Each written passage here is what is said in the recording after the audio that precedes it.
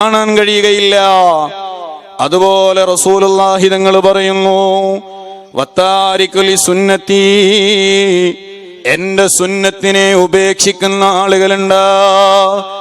എന്റെ സുന്നത്തിനെ ഉപേക്ഷിക്കുന്ന ആളുകൾക്ക് എന്റെ മുഖം കാണാൻ കഴിയൂല. ഞാനും നിങ്ങളും റസൂലുള്ളാഹിന്റെ മുഖം കാണണമെന്ന് വല്ലാതെ ആഗ്രഹിക്കുന്ന ആളുകളാണ്. എന്നാൽ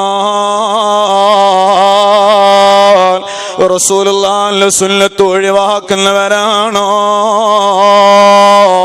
റസൂലുള്ളാഹിനെ കാണാൻ കഴിയുമോ?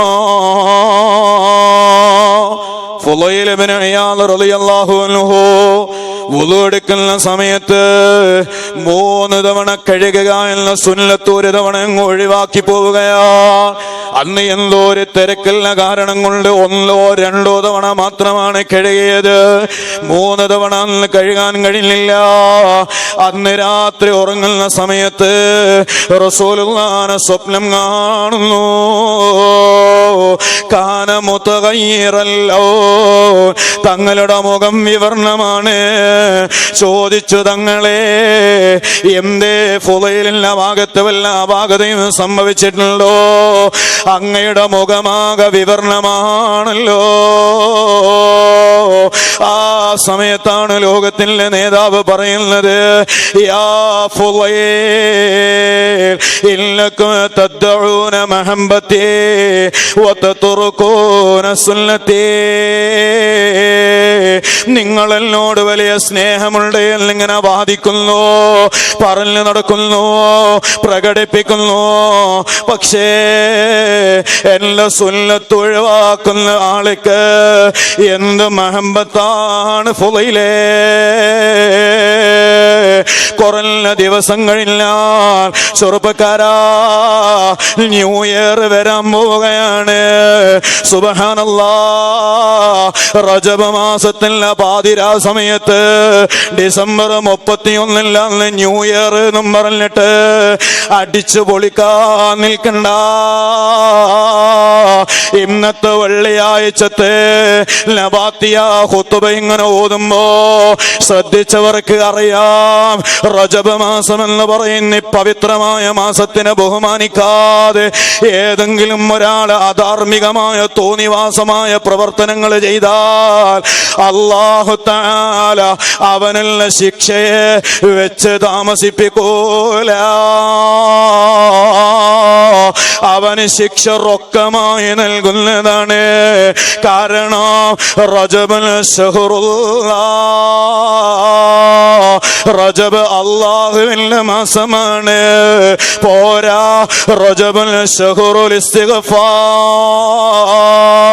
ചെയ്തു പോയ തെറ്റുകളുടെ പേരില് അല്ലാഹുവിന്റെ മുന്നിൽ ഇസ്തിഗ്ഫാർ നടത്താനില്ല ഏറ്റവും വലിയ മാസങ്ങളിൽപ്പെട്ട മാസമാണ് ശഹ്റുല്ലാഹുന്ന റജബ് മാസം. ആ റജബ് മാസത്തില് ഡിസംബർ 31 രാത്രി ന്യൂ ഇയർ എന്നും പറഞ്ഞിട്ട് മോനെ അല്ല പൊരുത്തപ്പെടാത്ത കോലത്തില് ഇറങ്ങാൻ നിൽക്കണ്ട. തട്ടമിട്ട താത്തമാര് റോട്ടില് തുള്ളുന്ന കാലമാണ്. പർദ്ദയിട്ട താത്തമാര് റോട്ടില് തുള്ളുന്ന കാലമാണ്. അന്യപുരുഷന് റോഡിന്റെ നടുവിൽ വെച്ച് ചുംബനം നൽകുന്ന കാലമാണ്. ഓ ഉമ്മമാരെ, റസൂലുള്ളാഹിനെ സ്നേഹിക്കുന്നവരാണോ? അല്ലാഹനെ പേടിക്കുന്നവരാണോ? ഈമാനോടെ മരിക്കണോന്ന് ആഗ്രഹിക്കുന്നവരാണോ? ചെറുപ്പക്കാരാ, ഒറ്റ ജീവിതമല്ലേ ഉള്ളൂ. ഇത് ഉസ്താദുമാര് പറയുന്നത് പോലെ കേട്ടാൽ അടിച്ചു പൊളിക്കാൻ കഴിയൂല എന്ന് വിചാരിച്ചിട്ട് മോനെ തുള്ളാൻ പോകണ്ട. അവിടെ വെച്ച് തന്നെ കുഴല് വേണം മരിച്ചു പോകാൻ സാധ്യതയുള്ള ദുനിയാവാ.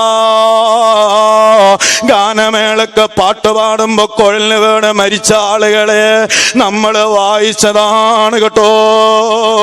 സ്ഥാനാർത്ഥി വിജയിച്ചതിന്റെ പേരില് തുള്ളുന്നതിന്റെ ഇടയിൽ അറ്റാക്ക് വന്ന് മരിച്ചുപോയത് നമ്മൾ കണ്ടവരാണ് കേട്ടോ.